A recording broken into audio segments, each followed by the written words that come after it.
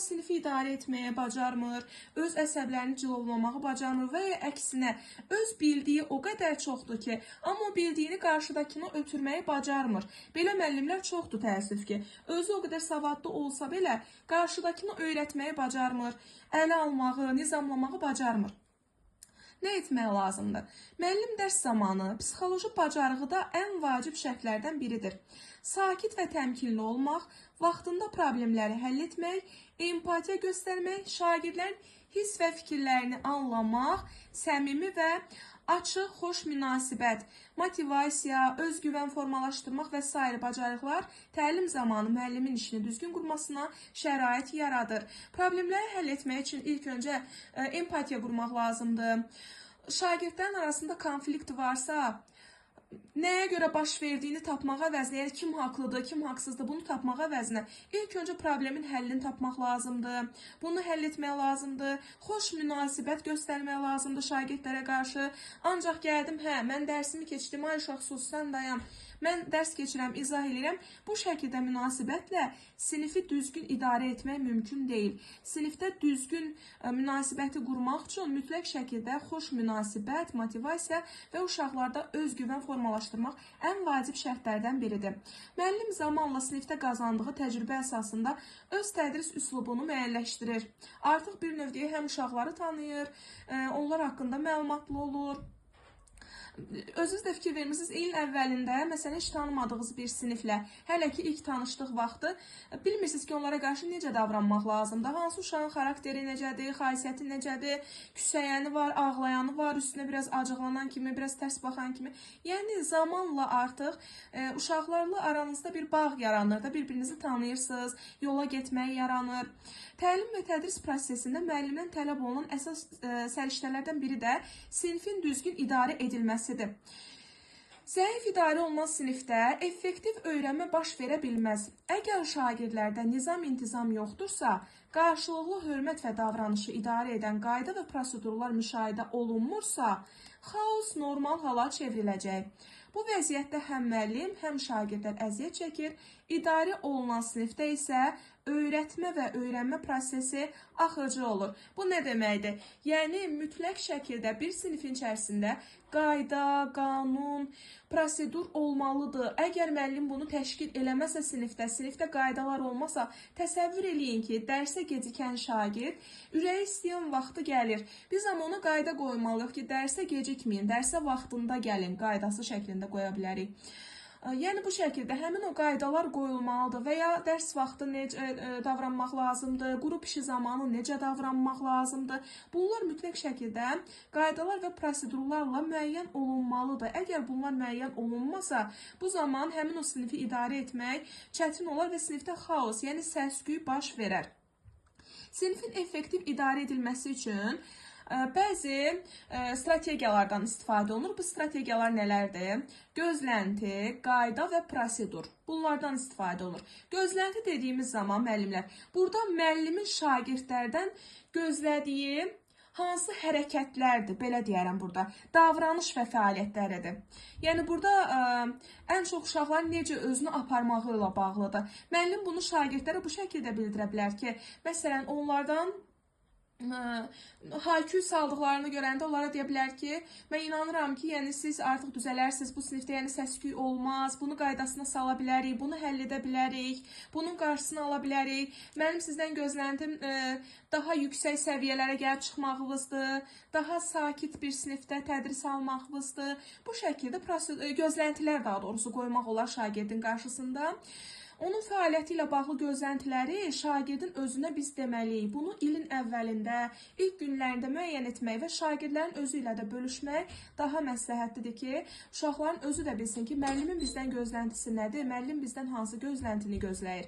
Onların bundan xəbəri olmalıdır və bu gözləntilərin doğru yerinə yetirilməsi həm müəllimlərin, həm də şagirdlərin özlərinə xeyirdir. Bəzi qoyulan gözləntilər və onların mahiyyəti şagirdlərə aydın şəkildə bildirilib izah edilmir. düzgün şəkildə bildirilməyəndə, müəllim ürəyində gözləyəndə ki, bu uşaq düzələcək, bu sinif düzələcək, bu zaman bu sinifdə heç bir irəliləyiş baş verməyəcək, gözləntilər yerinə yetirilməyəcək. Yəni şagird bilməlidir ki, müəllim ondan nə gözləyir. Hansı gözləntiləri qoya bilərik? Bunlarla bağlı bəzi nümunələr gətirmişəm. Sinifdə və dəhlizlərdə yeriyin, yəni qaçmaq olmaz. Bir də baxın, biz qaydada da, prosedurda da, gözləntidə də uşağa olmaz sözündən istifadə etmirik, konkret şəkildəki olmaz. Suallarda da çox çıxacaq qarşınıza bununla bağlı situasiya tiplə suallardakı. Məsələn, hansı sualda görürüz ki, olmaz, bunu belə edə bilməzsən, ya onu elə demə. Bilin ki, bu sualın özündə, variantın özündə burada yanlışlıq var.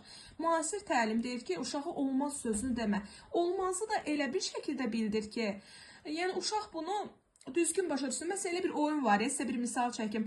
Həmin o oyunda yox demək olmaz, bəli, xeyr demək olmaz. Sadəcə o hər hansı bir sözlərlə, ipuçları ilə davam etdirmək lazımdır. Bilmirəm, oyunu bilirsiniz yoxsa yox. Bu da həmçinin həmin bir oyun kimidir. Müəllim şagirdlərə nəyə etməli olduğunu, nəyə etməli olmadığını sözlər vasitəsilə deyir, amma yox sözü ilə demir. Bax, məsələn, deyir ki, sinifdə və dəhlizlərdə yeriyin, dərsə vaxtında gəlin, gecikmək olmaz demir, dərsə vaxtında gəlin deyir, məsuliyyətli olun deyir. Məsələn, kiçik sinifdə uşaqlar məsuliyyətli olun nə deməkdir, onu başa düşmürlər. Bunun mahiyyətini uşağa izah etmək lazımdır, başa salmaq lazımdır ki, məsuliyyət nədir, bizim ondan gözlədiyimiz nədir? Məsələn, ev tapşırıqlarını yerinə yetirmək, məktəbə vaxtında gəlmək, bu kimi məsuliyyətləri var şagirdlərin. Səliqəli olmaq, bir-birinin sözlərini dinləmək. Yəni bu şəkildə uşaq bilməlidir ki, məsuliyyət nədir? Bunu dərk etməlidir. Və keçək qaydalara ki, qaydalar nədir? Qaydalara keçməmişdən öncə, müəllimlər, bura qədər olan hissəyə kimin sualı varsa buyursun desin, sonra davam edək. Heç kimin sualı yoxdur? Müəllimə yoxdur, izah edin. Aha, əla, davam edə bilərik o zaman.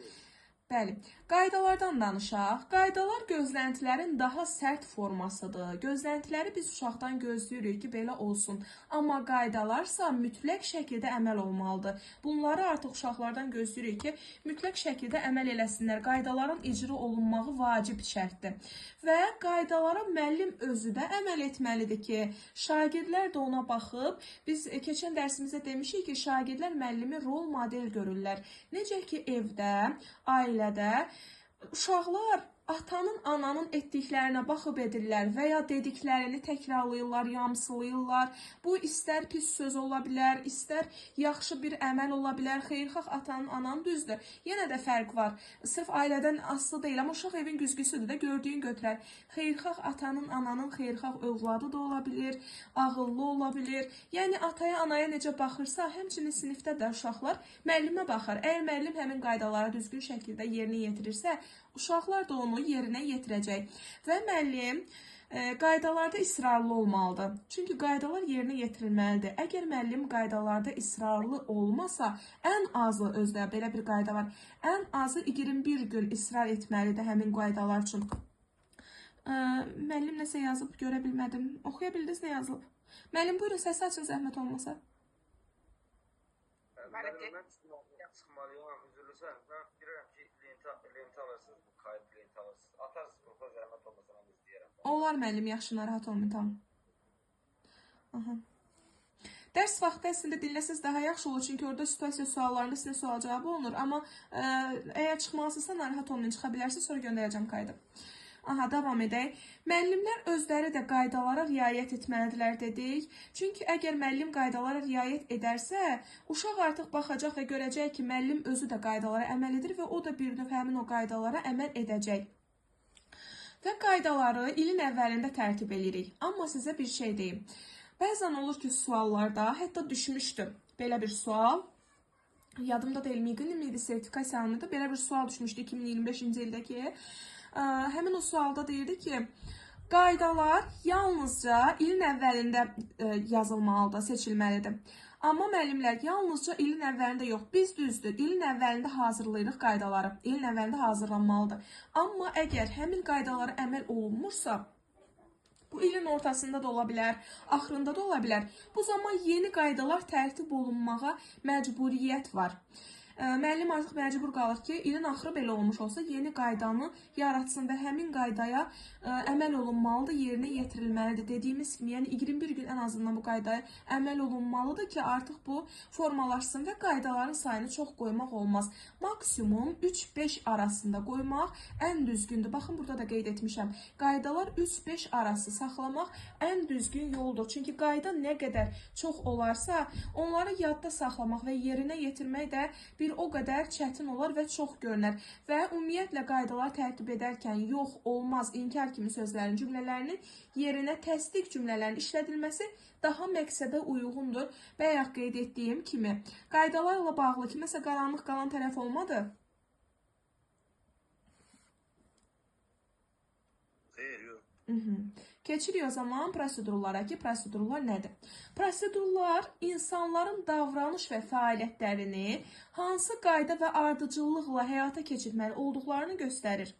Baxın, davranışları, fəaliyyətləri hansı qaydayla, hansı ardıcıllıqla həyata keçirməli olduğunu göstərir.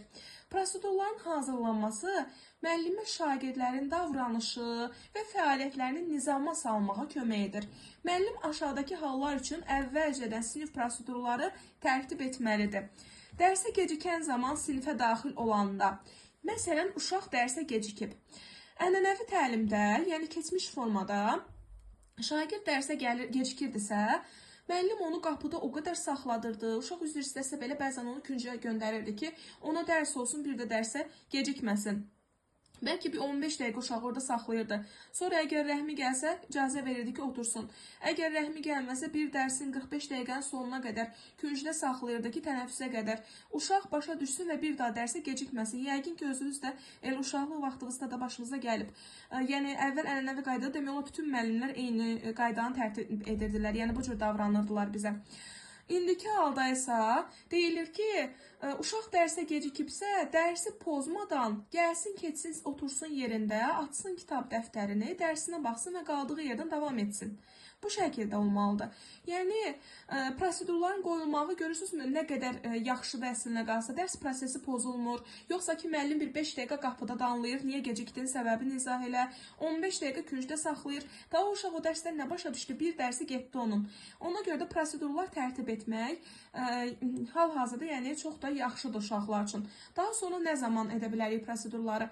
Diqqətin müəllimə yönəldilməsi lazım olanda, prosedur yadlarına salınır uşaqların, iş vərəqlərini ötürəndə, müəllim məsələn iş vərəqi verir və tapşırır ki, ötürün bir-birinizə ardıcıllıqla sırayla. Məsələn, uşaqlar bir-birinin arxasında dayanan uşaqları ötürə bilərlər, yanında partada əyləşən uşağı ötürə bilərlər və ya tapşırığı tez bitirəndə arxadan qabağa ötürə bilərlər və ya gətirib müəllimə özləri təqdim edə bilərlər. Bunlar hamısı prosedurdur, artıq qayda deyil.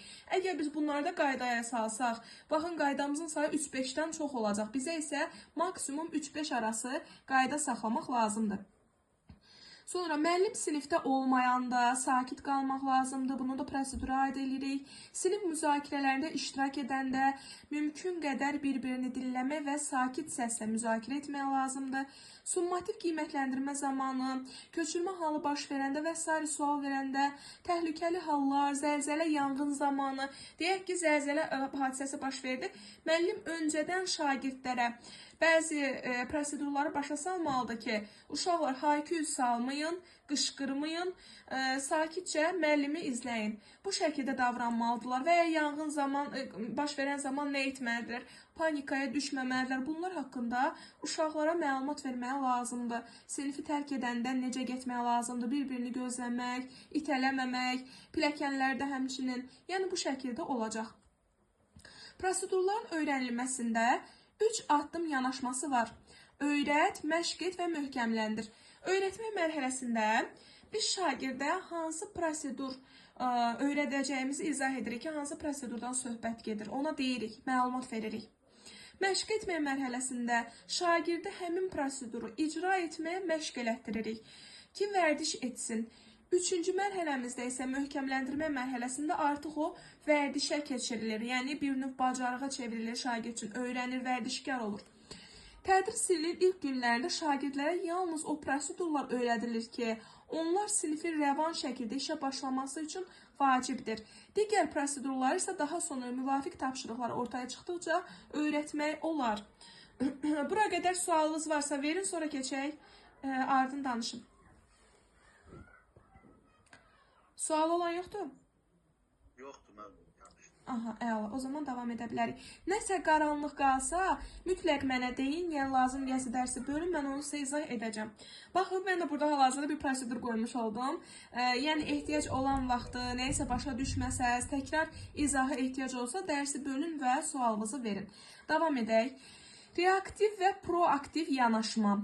Sinifdə davranışla bağlı problemlərlə məşğul olarkən müəllim yanaşmasına nəzər salaq ki, müəllim necə davranmalıdır? Bayaq şagirdlərdən danışdıq. İndi danışırıq ki, müəllim necə olmalıdır? Müəllim iki cür yanaşır. Ya reaktiv, ya proaktiv. Proaktiv yanaşmada burada müəllimin baş verən hadisələrlə bağlı əvvəlcədən hazırlanmış heç bir planı yoxdur. O sadəcə problem yaranan zaman qışqırır, hayküy salır, təşvişə düşür və ya uşaqlar görür ki, səs-küy salır, onlara cəza verir, hədə qorxu gəlir, reaksiya verir və sinfi müvafiq qaydada davranmağa məcbur edir reaktiv yanaşmada. Amma proaktiv yanaşmada mən deyərdim ki, reaktiv yanaşma sanki ənənəvi təhsil sisteminə aiddir. Proaktiv isə müasir sistemə aiddir. Mən bu şəkildə götürürəm. Amma yəni hər ikisi var, hər ikisi mövcuddur var. Proaktiv yanaşmada, yəni indi hal-hazırda hər ikisi də var, amma mən bunu belə götürərdim öz nəzərimdə ki, reaktivi daha keçmiş ənənəvi təlim kimi görürəm. Proaktiv yanaşmada isə müəllim bu cür yanaşma pozuntularının qarşısını alan bir plan var. Çünki belə müəllim bilir ki, sinif otağındakı bir nömrəli problem nizam-intizamın deyil, qayda və prosedurun, rutin iş rejiminin, yəni sinifin akademik nailiyyəti üçün təşkil edən planın əskiliyi ilə əlaqədardır. Yəni həmin sinifdə qayda yoxdursa, prosedur yoxdursa, nizam-intizam qurulmayıbsa, qayda yoxdursa, o zaman bu sinifdə əskiliyi var və əlbəttə ki, xaos da olacaq, nizam-intizam da pozulacaq. Bunlara müəllim öncədən bilir, proaktiv müəllim bunu öncədən planlaşdırır. Proaktiv müəllim problemlərin baş verməsinin qarşısını alır. Bu hissəyə bağlı sualınız var, reaktiv, proaktiv yanaşma ilə bağlı. Əla. Davam edirik. Sinifdaxili konfliktlərin həll olunması. Konfliktləri həll etməyin 3 əsas yolu var müəllimlər. Sinif iclaslarının keçirilməsi, yazılı şəkildə ortaq dəyərlərin yaradılması, üçüncü isə bura PDF-ə düşməyib, o digərdə qalıb, yəqin ki, göstərərəm sizə. Sinif iclaslarının keçirilməsi deyən zaman burada müəllim iclas keçirir. Amma iclasda həmin uşağın adını açıq formada səsləndirmir. Demir ki, filan uşağın səhvinə görə filan uşaq filan eləmişdi və ya nə. Bu şəkildə uşaqların adını bildirmədən, gizli şəkildə saxlayaraq, konfidensiallığı saxlayaraq bir sinif iclası keçirir. Və burada başlayır uşaqlara suallar verməyə. Uşaqlara başlayır suallar verməyə ki, məsələn, bu cür davranışa sizin reaksiyanız necə olardı və ya incildiyiniz zaman siz necə başa düşərdiniz, necə reaksiya verərdiniz? Bu kimi belə suallar verməyə başlayır müəllim uşaqlara və uşaqlar hərəsi başlayır öz fikrini deməyə. Bu şəkildə söhbət